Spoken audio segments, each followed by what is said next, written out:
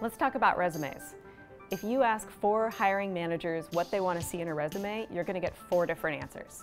There's some things that you just can't plan for because people have different opinions, people have different styles, and people have different preferences. What you can do is follow some best practices that are almost universal across sectors. Your resume needs to be legible, and I need to be able to navigate it quickly with my eye. This means you need to have clear headers, and you need to have space between each section. So things like education, work experience, they need to have a nice bold heading, and then they need to have some air or space between them. If your resume is in 10-point font, and if you've really moved those margins out to try and cram as much as possible in there, I promise you, no one is reading it. This is a lean, mean, functional document, and that means that it needs to be no more than 1 page, and you need to have font big enough that people can read it quickly and easily.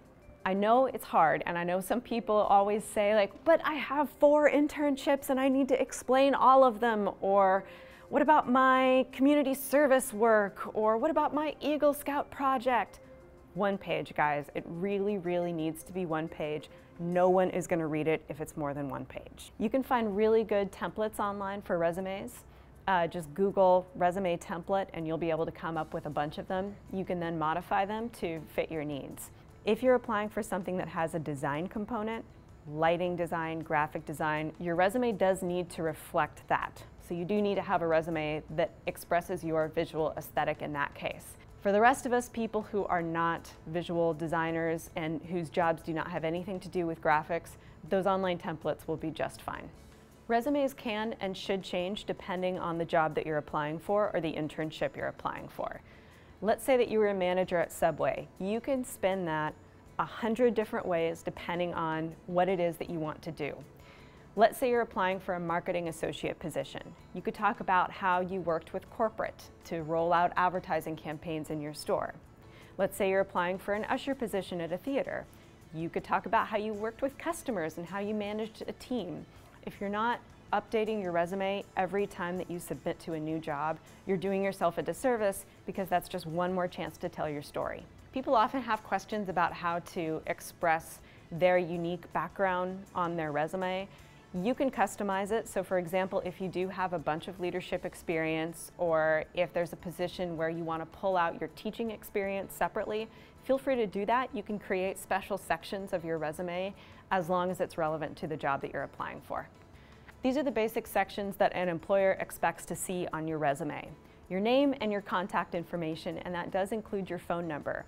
Students, please make sure that you set up your voicemail with your own voice giving your name, and that your voicemail box is kept clean and isn't full when an employer calls you. I can't tell you how often that happens. You need to have your education listed. That can be degree or degree pending.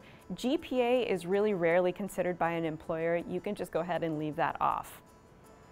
Your work experience or your long-term volunteer experience, again, you can customize this depending on how much you've had, what type of experience you've had. And then hard skills, and I'll talk about that in a second. You can then customize it with any additional relevant sections. References are optional, and I'll talk more about them later. Let's talk about some of the common errors that I see on students' resumes. A big one is lack of information. If your resume looks like this, you are not telling the story of what you did at each job. Job titles do not tell the employer what you actually did at that job or organization. I really recommend putting in a few bullet points that talk about your main job duties if your resume looks like this. Much more common with early career applicants is too much information. You almost never need to list classes that you've taken, and you shouldn't have big paragraphs under each job. If you start to feel like you don't have enough on your resume, don't worry about that, especially if you're early career. If you're 20 years old, nobody expects you to have had multiple jobs, 10 years of experience, etc. It can be a shorter document. As you move forward in your career, you'll get more on there. Eventually, your high school information, your first jobs will fall off your resume. I tell people that they will kind of know when it's time. When something seems like it was too far in the past or it's really not relevant where they are in their career, you can just go ahead and remove it at that time. Another really common resume error is lazy formatting.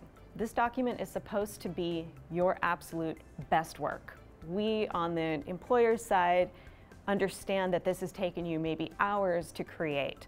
So if it has spelling errors, if it has raggedy formatting, if you're inconsistent in your use of things like the way that you express dates, we're going to notice that.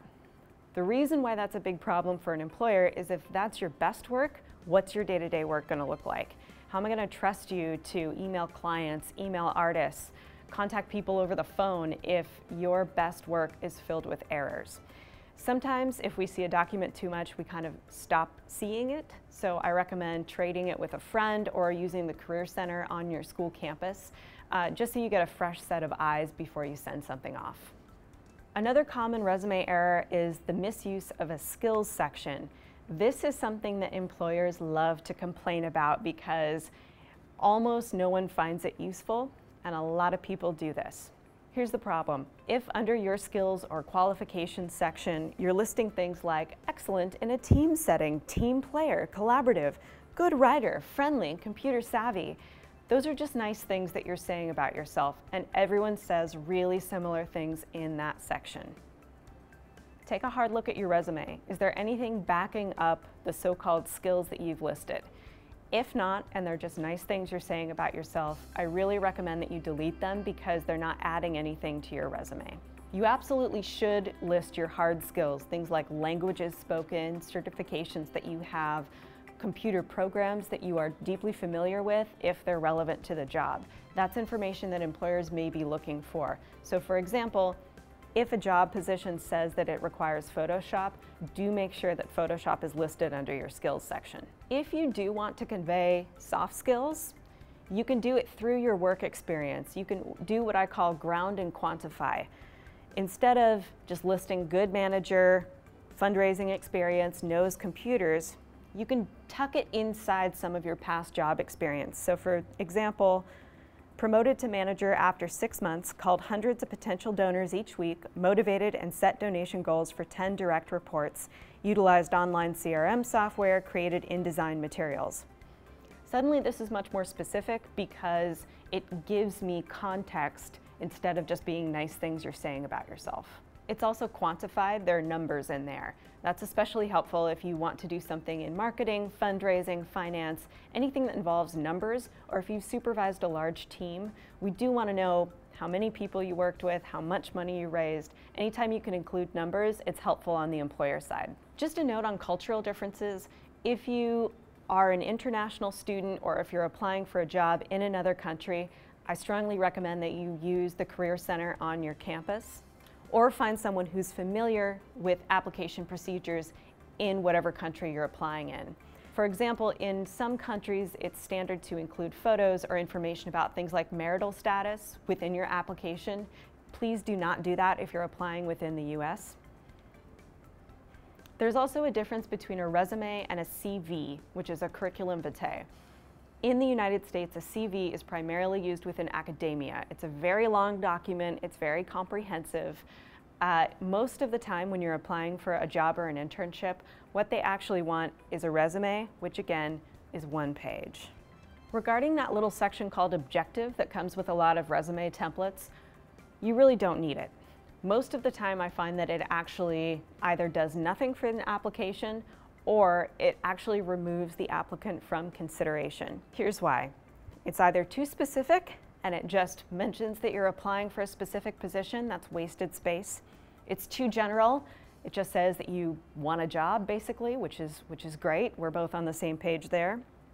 The only time that I find it helpful is if it gives me a sense of your career goal and you're applying for an internship. So for example, if you're applying for a marketing internship and it says to become the marketing director for a mid-sized regional theater, great, I understand why you want that internship. It helps me understand where you want to go with your career. Just be sure if you're sending out the same resume to a lot of different jobs or internships that you don't actually cost yourself the position. We get a lot of applicants who say that they want to work within the television and film industry. When we see that as their objective, usually we will pull their resume out of the pile and not consider them for the position. The reason why is that the nonprofit theater industry is a very separate industry from television and film, and we don't think we can actually help them in their career goal if they do want to go into the entertainment industry. So if you do include an objective, Just be aware that it needs to be specific and relevant to the position that you're applying for. References. Do you include them? Do you say references available upon request? It's up to you, but these are a few things to remember about your references. I recommend that you curate them for each position. Decide what you want your references to say about you. You may want to have 4 or 5 people who are kind of on deck, ready to be your references, and then you can pick and choose depending on what you're applying for. So let's say you're applying for a stage management internship. You probably want a stage management professor in the mix.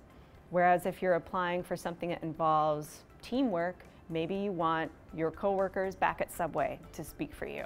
The reason why I like for people to include references on their resume is that if the person that you're submitting to knows someone at a company where you've worked, they're going to reach out and ask about you anyway.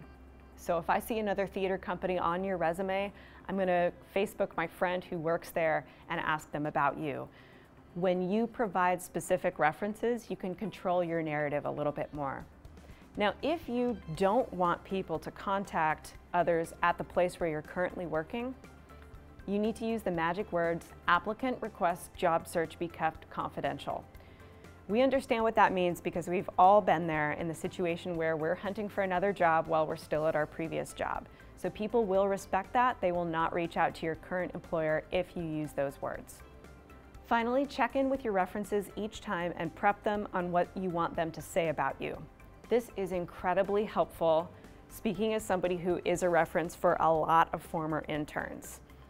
Ideally, send your reference a copy of the application that you're sending in and the job description and tell them exactly what you'd like them to say if they get a call. So to sum up, your resume needs to be brief, it needs to be well edited, and it needs to be relevant to the position that you're applying for.